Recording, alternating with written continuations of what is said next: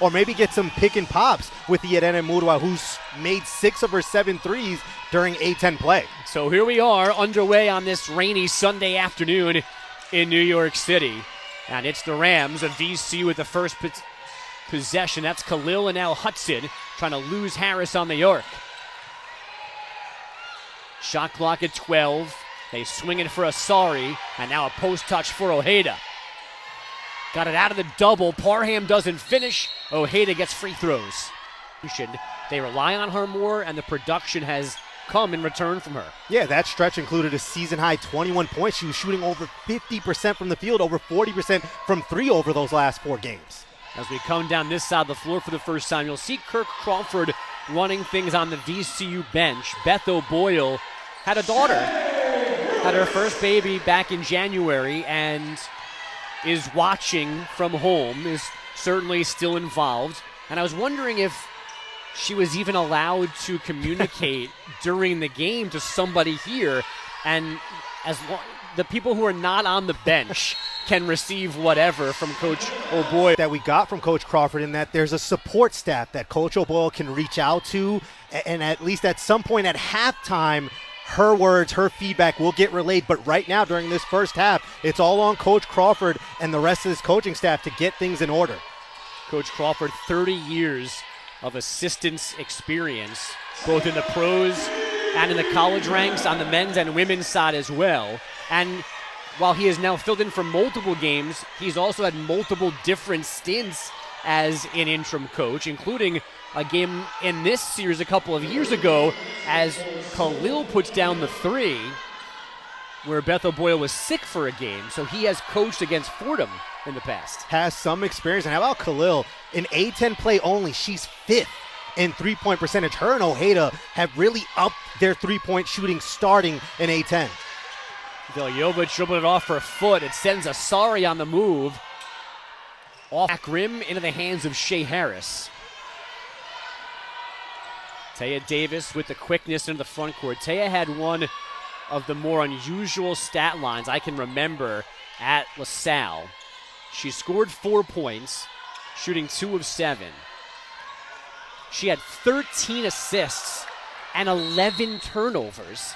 She also... Taya Davis, that was the most assists for a Fordham player since Cammie Cass had 15 against Bucknell back in 1991. And 91, a very good year for me. Now, is that year 1 of the Posadas era? That is year 1 of the era, yes, sir. And now it's Asari from basically the same spot as Khalil, and VCU, quick 8 points. Neither one of these teams, if we're being honest, is good at offense consistently through 40 minutes. They go through some extensive dry spells. It becomes very hard to score the basketball for them. Harris puts a 3 up. It's off back rim, and it finds Murua in the paint. Got to the left hand, and the spin gets her the 2. We talked about the matchup with Asari and Harris, but we've got a really good front court matchup with Murua and Parham. Just going to go back and forth. Right there, Irene gets the best of Mykel.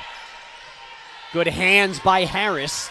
Kayla Berry, who's in the game for Fordham, comes down here 1-on-2. Harris a corner 3. Shea Harris, a triple early. And that puts Fordham up by 1, and Harris has 5 after the 22 against LaSalle. And she really broke out of her shooting slump. She had missed her last 23 three-point attempts before knocking down 4 against LaSalle, and now still carrying over that momentum. Asari able to back down the smaller Davis. There's the help, but she squirts through and lays it in.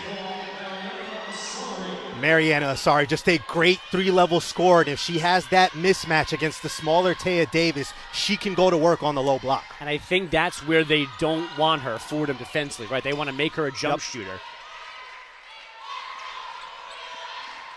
So 2 teams that average less than 60 points per game, as expected, have 19 total points in 4. 8 turnovers in the process. They forced a season-high 29 turnovers. So for Bridgette Mitchell, the easiest way for this Fordham offense to get back on track is to use their defense and get easy buckets on the other end.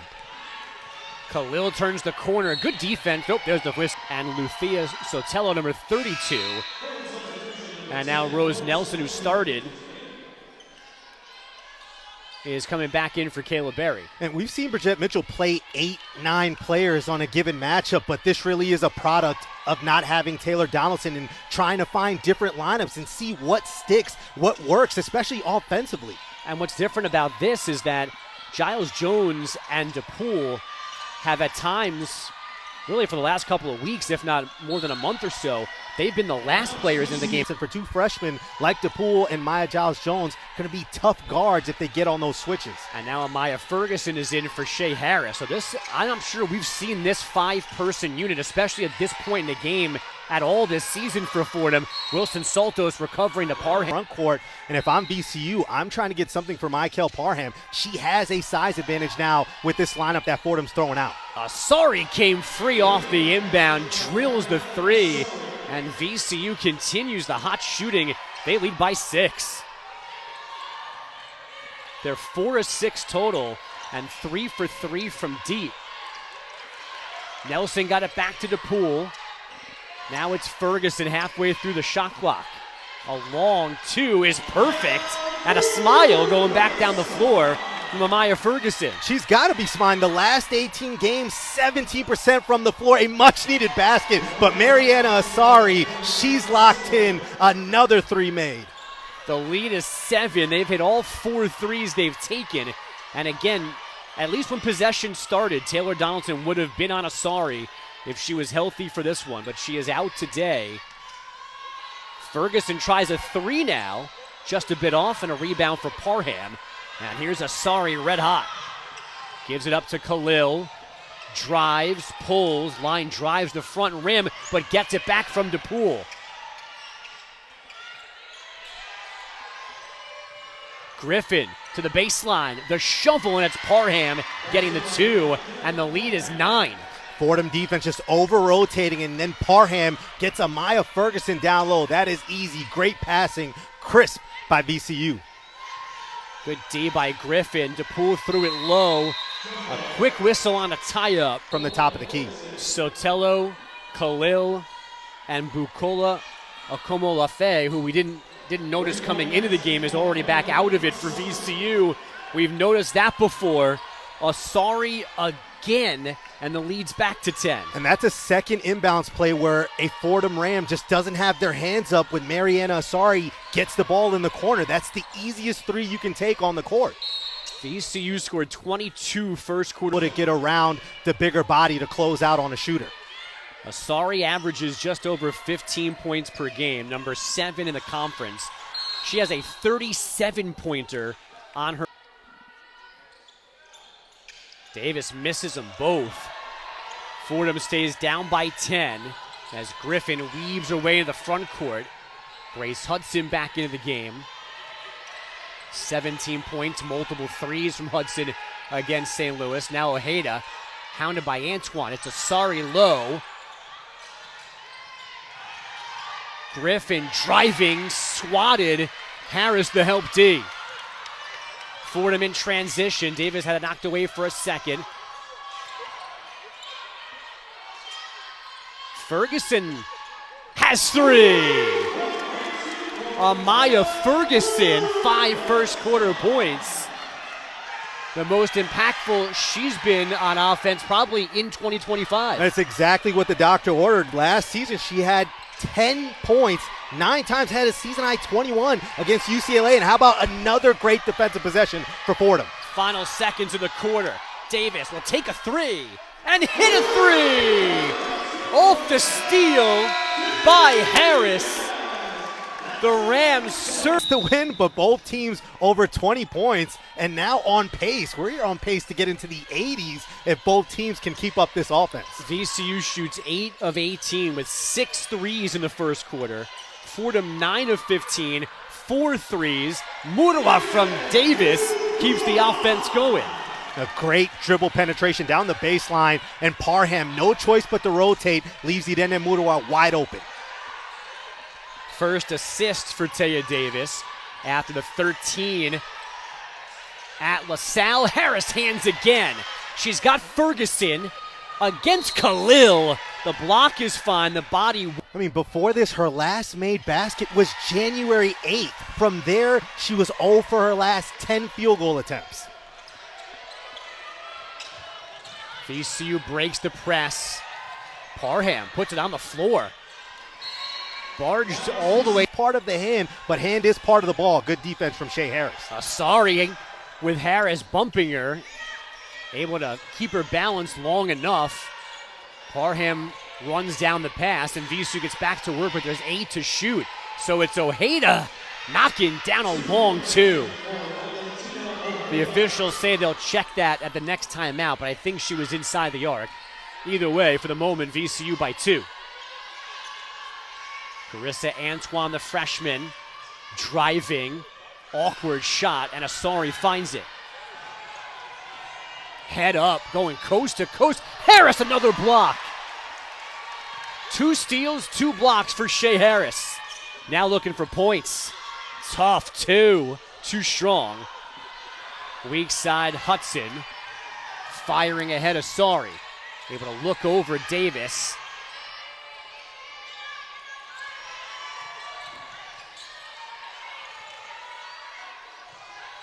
Oh, Parham strong through Murwa.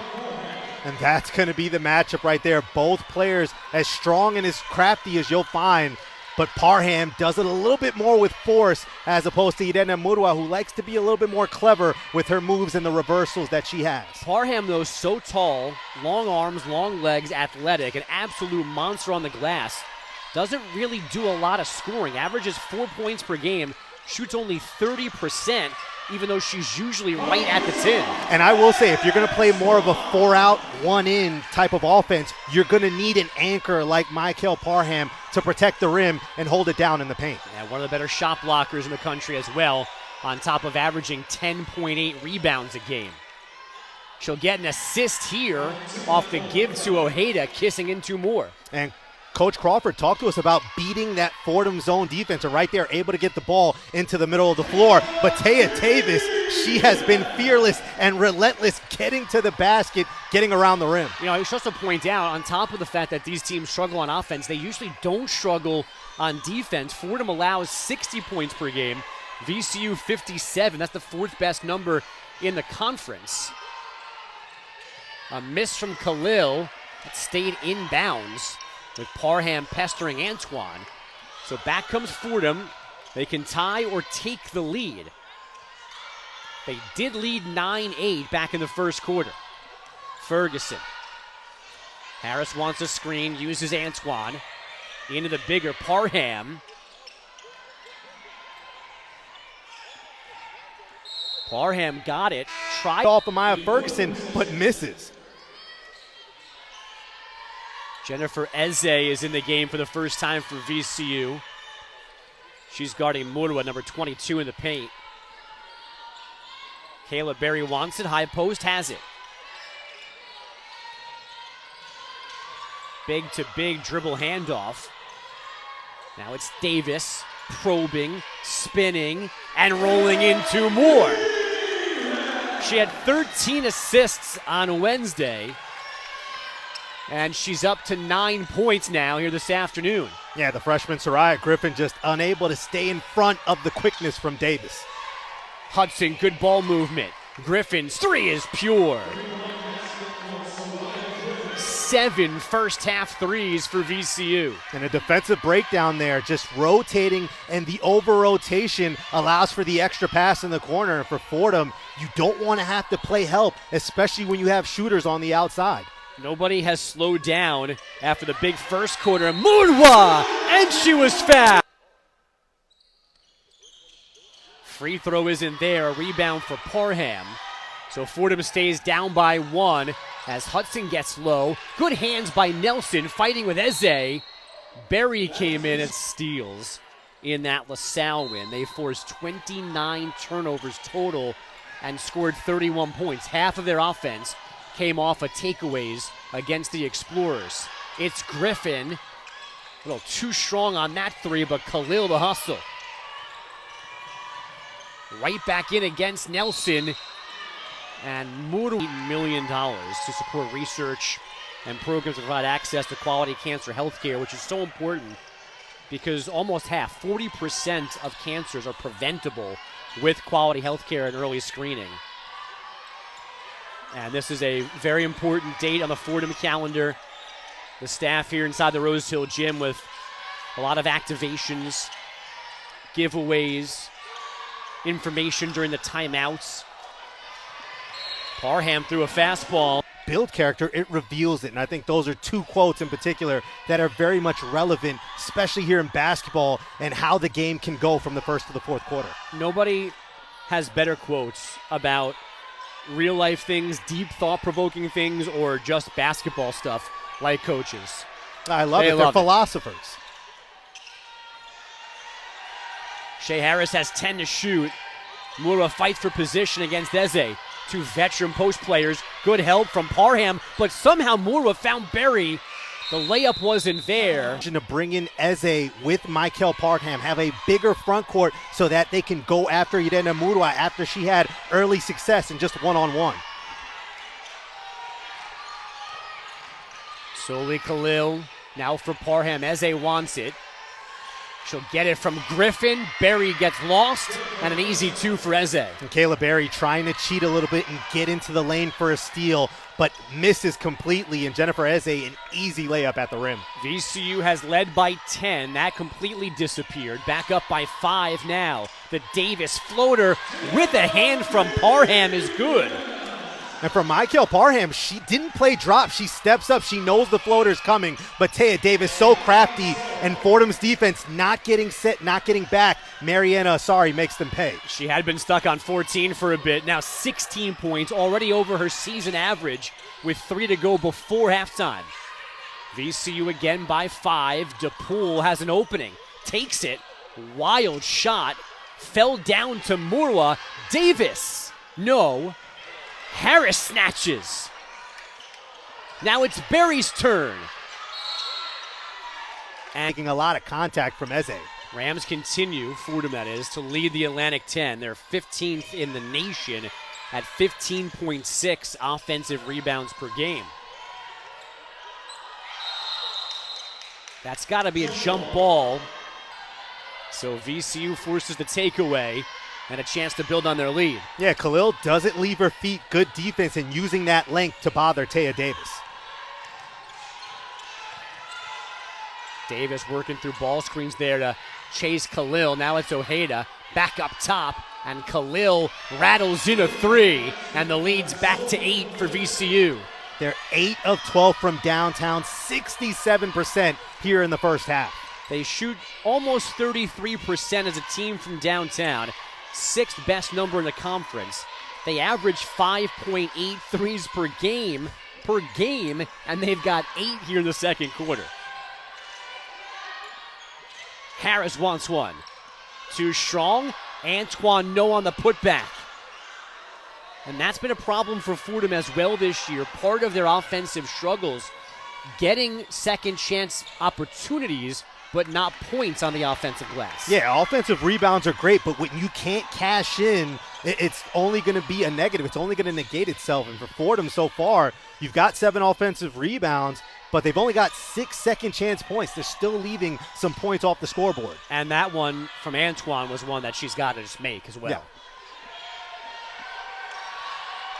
Shot clock single digits. Davis driving, and that's a knock away by Khalil. Griffin against Harris, a step through and a miss. And now Harris wants to run. Parham backpedaling. Harris goes right at her left hand for 2.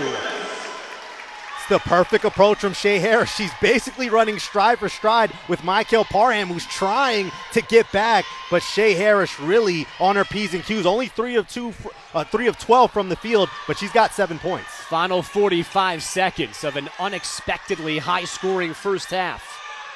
Ojeda's 3 is way off, and that is lefty and acrobatic with her layup package. 12 to shoot. It comes into Ojeda. And she throws it behind. That's an easy drop-off pass for Mykel Parham. She has her head up thinking the ball's going up for a shot. Game clock and shot clock are basically identical here for Fordham. Ferguson on a roll to Murwa. Back for Ferguson. She'll take the three. Got a piece of it. Did Hudson.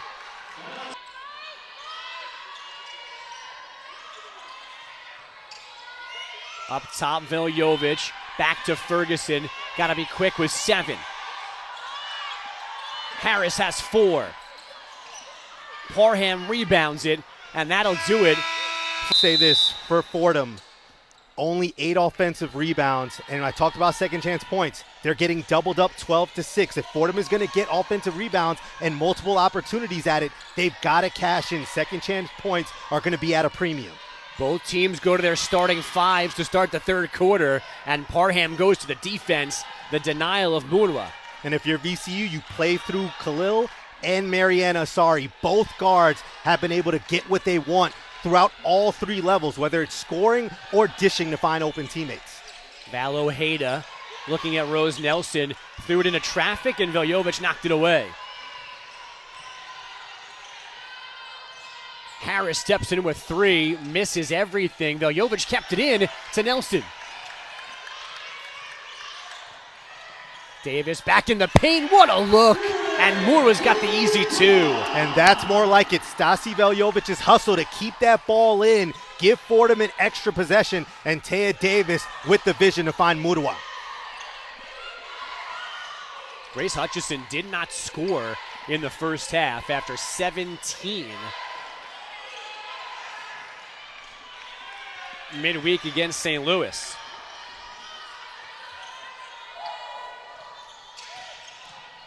Harris wanted Nelson, wasn't close to her, and off is Ojeda. Here's Khalil. She's been aggressive all afternoon, but Murwa knocked that away. Veljovic trying to split Hudson, but she reaches in and takes it away.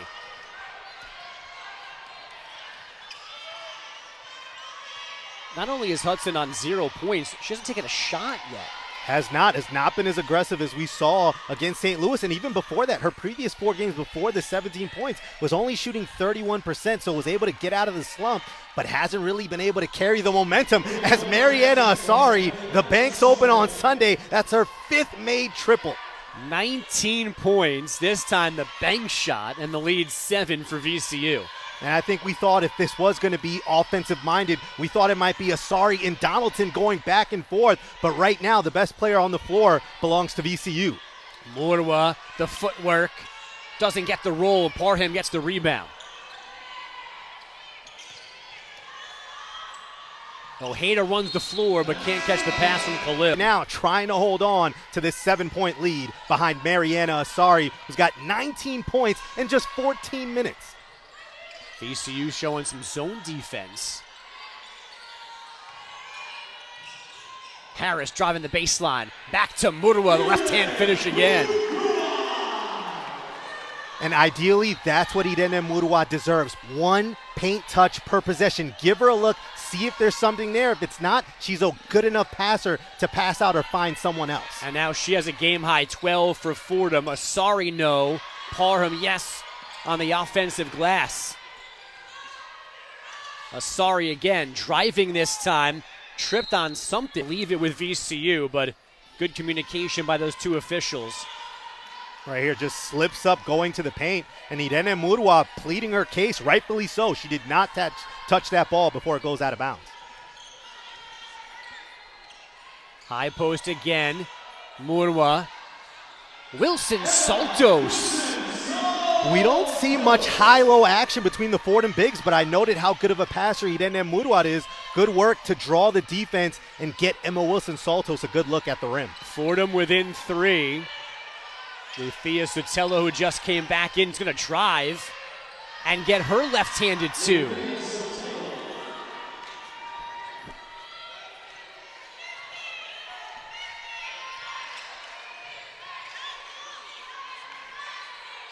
Quick ball movement, low again for Wilson Saltos. Off the hand this afternoon, but playing from behind, 4 minutes into the third quarter.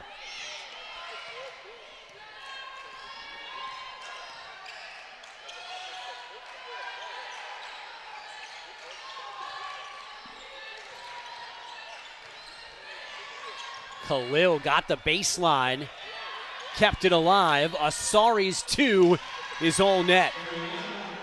And it's almost like the ball has a magnet. It's drawn to Mariana Asari, even on a broken play, not able to seal that defensive rebound, and that's an easy look from the baseline. Skip pass to Davis, working on Hudson. Nice crossovers, scooting to the rim, but it falls off the edge, and then Asari and Wilson. That's not a result of the collision. Soraya Griffin runs the point again for VCU. Parham told Asari, come get this from me. Mariana swings it. Harris right up on Khalil. Shea Harris, active hand. Fordham had some of their players send along some of the names that they've written on the I play for signs that are off to our right in the end zone seating. And when you look through, and sadly, as we know, everyone is touched by cancer. You look through some of the players and who they've wanted to single out, and there's a lot of grandma and grandpa, but then there's also teenage cousins and little kids, and an offensive money and raise awareness for these things. SportsCenter this morning had a great piece on the UConn women's team and their relationship with a young girl named Abby who's afflicted with cancer, and that special bond as Zoli Khalil continues her torrid pace from 3. She is 4 of 4 perfect from downtown. VCU's lead is 10 again, as it was back in the first half. Fordham, a shooter, you need to stay locked in, tagged up. You cannot come over to help with Khalil open in the corner. Asari gives Davis some room because Davis is not a shooter. 10 to shoot, hiding behind Antoine. Now it's Ferguson. That's a tough step back, and it's just off. Harris tapped it, but Parham corrals it. The quickness from Griffin, but now she peels off to start the VCU offense. Goes right by Davis, found Parham. She was stripped. Asari's wide open.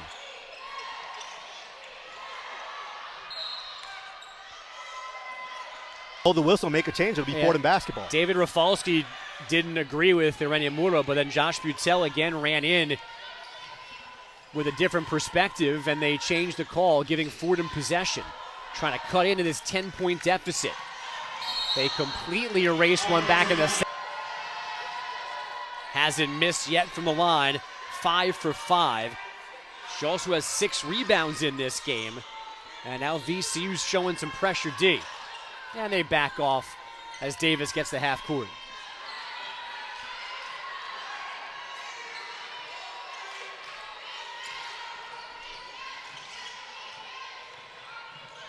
A driving kick from Davis. Now it's Harris in the paint. Berry takes the 2. And it ends up with Hudson. Final 15, no shot clock. And that's knocked out of bounds. Order for VCU. They led by 6 at halftime. The lead's 10 at the moment.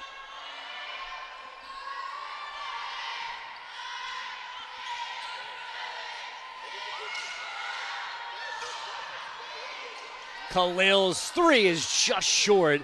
Antoine's got it for Fordham. So VCU head coach Beth O'Boyle is home. You see our stats through 3 quarters. She's at home with her new baby, watching this game. Are the tweets, or the texts, I should say, to the support staff, angry texts about the defense?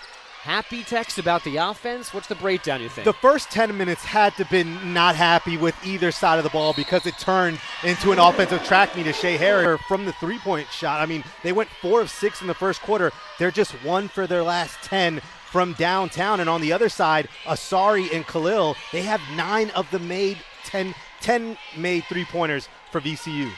Fordham playing without their leading scorer, third best in the conference, Taylor Donaldson. Caleb Berry thought about a 3, misses the 2. Eze has the rebound for VCU. And Coach Crawford going a bit bigger here with Eze and Parham, and they have dominated the boards. And right there, Fordham, without a true 5, there's just really no true rim protector to get after those type of drives. Griffin the drive, the contorting of her body to get that shot up and around the defender. And now the lead's 12. And that should be and is an offensive foul. Don't want what's happening on defense to dictate your effort or what you're doing on the offensive end. So for Fordham, they've got to use their defense to get back to where they were offensively. Fordham presses, VCU breaks it, but Parham doesn't score. Those are the shots that could take Mykel Parham to a different level. One of the best rebounders in the nation, but shoots only 30% from the floor. And the large majority of her shots are from within close range. 16 games with double-digit rebounds. He had a career-high 17 against St. Joe's back on January 12th. Recently got into the top 10 in program history in rebounds. 2 years at Creighton, 4 years with his VCU program. Eze lays it in. This time Asari the assist, and VCU thinking about running away with this one.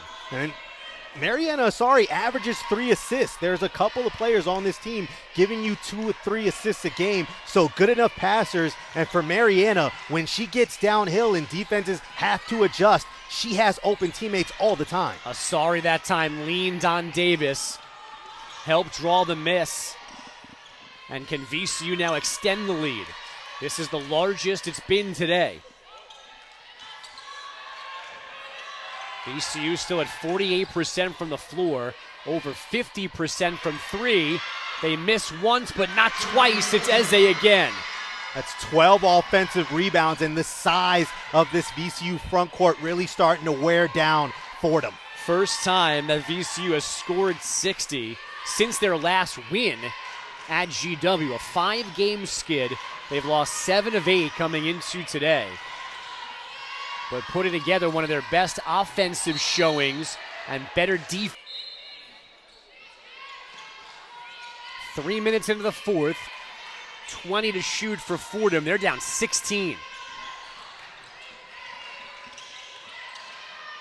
And without their best offensive player, who takes the big shots here, needing to get back into this game. Yeah, the scoring drought has carried over from the end of the third quarter to the fourth, over 4 minutes without a made basket for Fordham.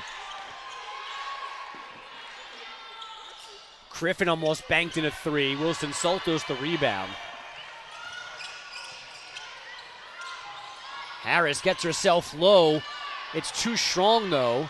Wilson Saltos in traffic. Had it again for a second, but Asari takes it away. Hudson, too strong. Asari's open now. Eze fights off Murwa, spins. There's a foul on the floor. So no free throws.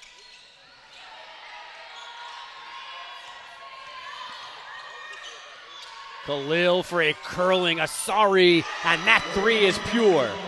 24, and the lead is 19. Perfectly executed in the half court. Good set running Mariana Asari off a double screen and doing what she does best. Made half of her threes this afternoon. She's gone 6 for 12. 11 threes today for VCU. Amaya Ferguson hits one for Fordham.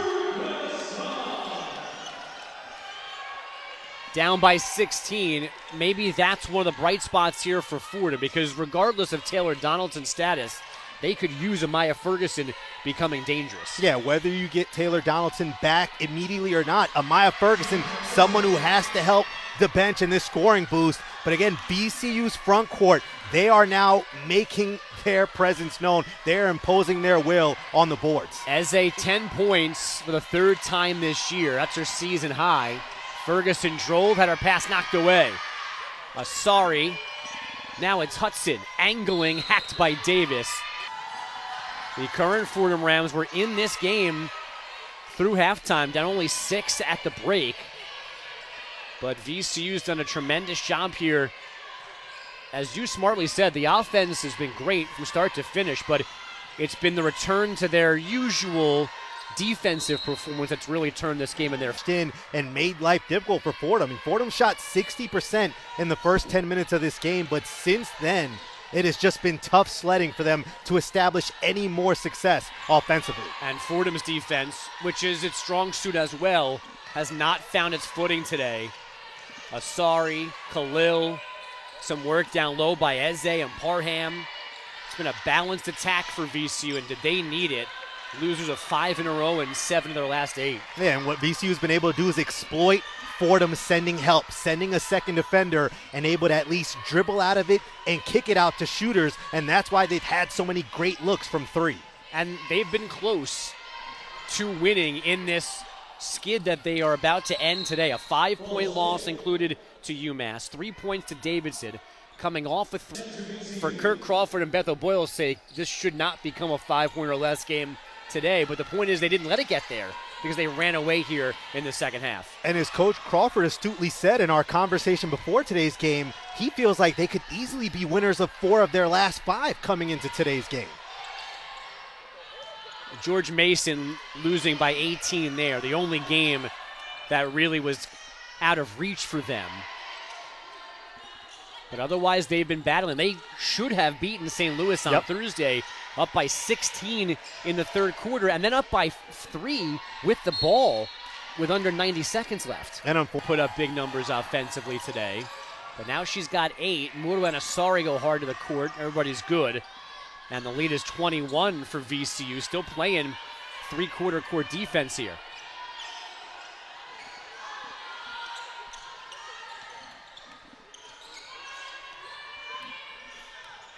Just 14 points in the second half for Fordham. They had a big offensive fourth quarter to win at LaSalle. A good offensive start to this one. A good second quarter as well, but just 11 points in the third. Only 3 so far here in the... I don't know what to use the NFL's scale.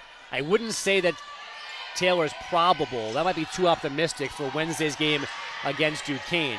Questionable might be the best. This, whatever happened. They have 16 points. That's what Taylor Donaldson averages for the season. So the bench has been able to lift themselves up. But VCU's bench came to play as well. They have 17 points off their bench with 10 by Eze. Yeah, if we're being honest, 52 points. The offense really hasn't been the problem for Fordham today. It's the 73 next to VCU's name that's going to bother Bridgette Mitchell until their next game on Wednesday, which again is here. Made a move across the lane and scored at the buzzer to get the win in a game where both teams flirted with 30 turnovers.